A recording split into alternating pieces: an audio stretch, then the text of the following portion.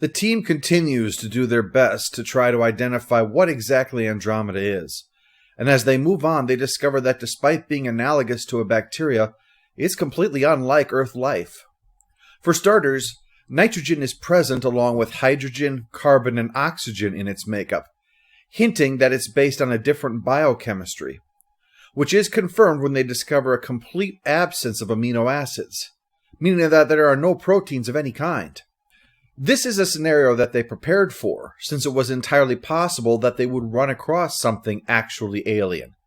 And what their studies determined was, they didn't know if they would know. They attempted a definition of life, but Levitt came back with examples of what they said that we wouldn't consider to be living: a black cloth, a luminescent watch, and a rock. As they noted, biology has the distinction of being unable to identify what it is that it actually studies, and as such, might have trouble identifying whether or not something they encountered was or wasn't alive. However, seeing as how Andromeda was causing some kind of biological style reaction within the body, rather than a simple chemical attack like nerve gas, and the fact that it was reproducing, it suggested that they were dealing with something living. Yet the absence of any kind of amino acids left them flummoxed as to how it could be alive. There were no enzymes present to aid in reactions, no organelles, nothing relatable other than it seemed to act like a bacteria colony. Well, if that was how it was acting, that seemed a logical place to research, so they began testing its growth in a variety of environments. What they discovered was that the growth medium had nothing to do with how well Andromeda reproduced. It was down to the gas present and to what electromagnetic radiation was being exposed to it. The best they could deduce is that there was some kind of crystal structure that allowed for the separation of life functions.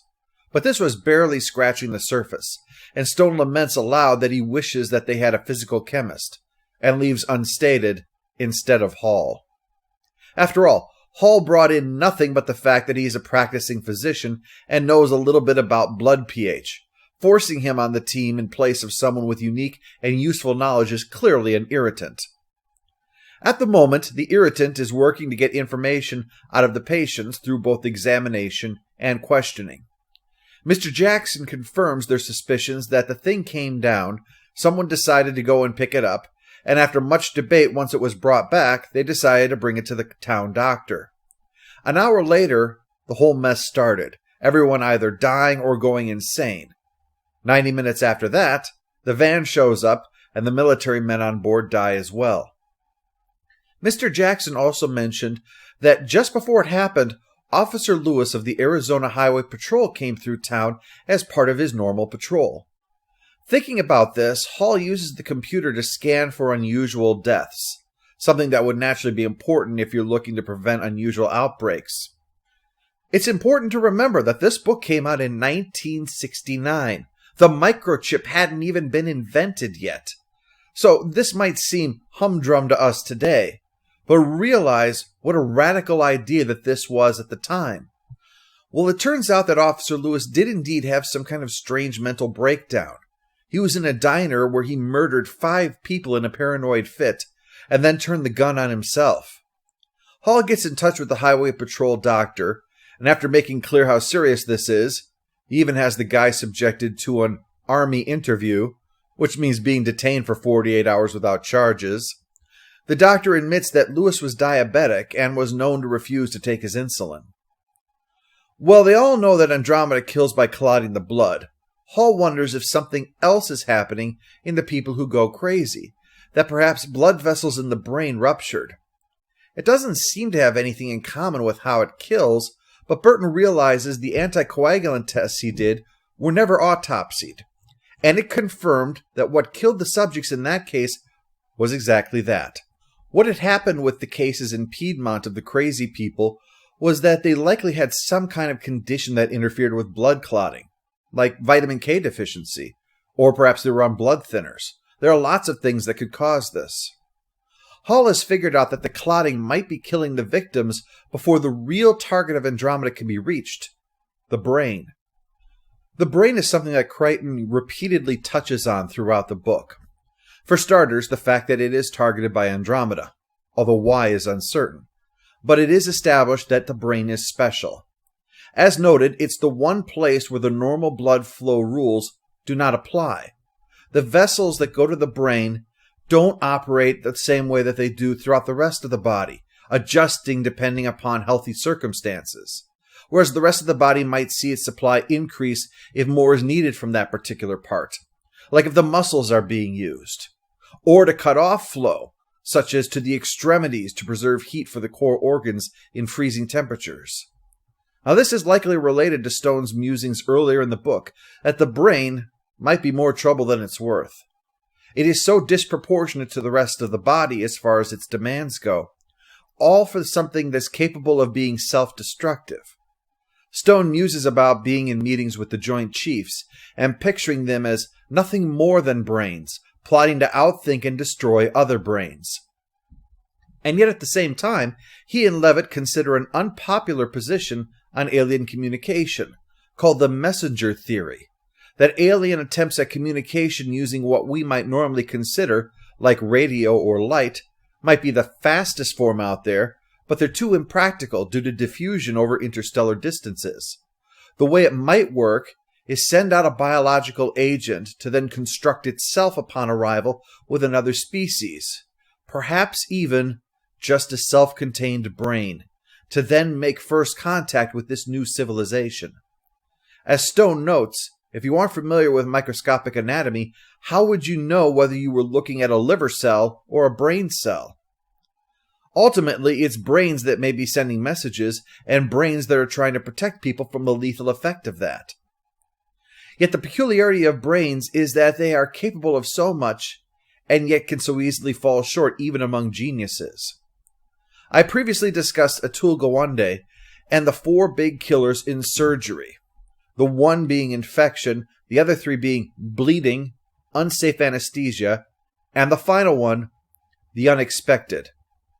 One can do all one can to prepare for surgery, memorizing every means to minimize risk of infection, avoiding bleeding, and being prepared if it happens.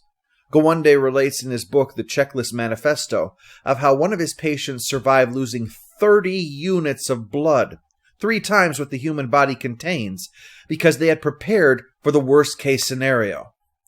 One can use the best anesthesia used by a trained professional as well. Crichton, with his medical background, that's why I keep referring to Gawande's work, as a surgeon he presents a bit of an insight into the medical perspective on all of this. Crichton knows all of these steps that doctors can and do take to ensure that things don't go wrong. And so too does his wildfire team do everything they can to address every possible risk that they might be confronted with. But there is always that 4th point, the unexpected. In one other example from his book, Gawande relates a patient inexplicably having their heart stop in the middle of a routine operation. Faced with the unexpected, they thought of all of the things that could cause it, more and more esoteric as they ruled out one after the next, before an experienced anesthesiologist returned and stopped trying to guess what it might be and did what no one else had thought to do. Think to every step you took that isn't immediately obvious, and where might you have made a mistake? The answer was simple. The patient had low potassium, someone had given him an IV, but got the dosage wrong and stopped the heart. It's one of our natures when facing a problem to be solved to be so focused upon the problem and its solution that we lose sight of what the unexpected might contribute to that. In the same way, Stone and Levitt completely disregard the incident with the lost Phantom jet. They admitted they were so focused upon a cure, about preventing a possible species-ending pandemic, that they disregarded anything that wasn't directly related to what they knew about Andromeda. A plane crashing because the cockpit equipment depolymerized? That's got nothing to do with blood clotting. Through that, they completely missed the vital clue that this offered, even when it was staring them in the face. Because the Phantom was being reconstructed at a government facility, which showed that the polymer was being broken down in such a way that it had to be a biological, not physical, attack upon it. If they had thought of that, they would have better known what it was they were dealing with, and also would have known that Andromeda was about to break out of containment. But before that happens, one final hint about the brain comes in. A call comes in for Levitt because there was concern about his EEG, brushed off by him and effectively so by Stone, who wants to keep Levitt focused on the task before them, as they're already a man down, and it wasn't their most useless team member either.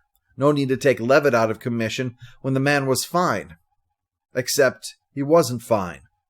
Levitt was hiding the fact that he had epilepsy, because he was afraid that it would end his career if that got out. He might have gotten it from the infectious diseases he studied, actually. He caught many over the years, and some diseases are known to cause this.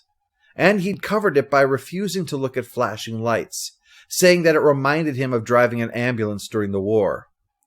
But now, when Andromeda is breaking containment and the alert sounds, the flashing lights are everywhere, and as Hall is heading to address the emergency, he sees Levitt freeze up, and then go into a full-blown seizure right in the middle of the corridor, in the middle of the emergency, leaving him to treat their teammate, and only Stone to help Burton, who is trapped in a room which is being breached by Andromeda.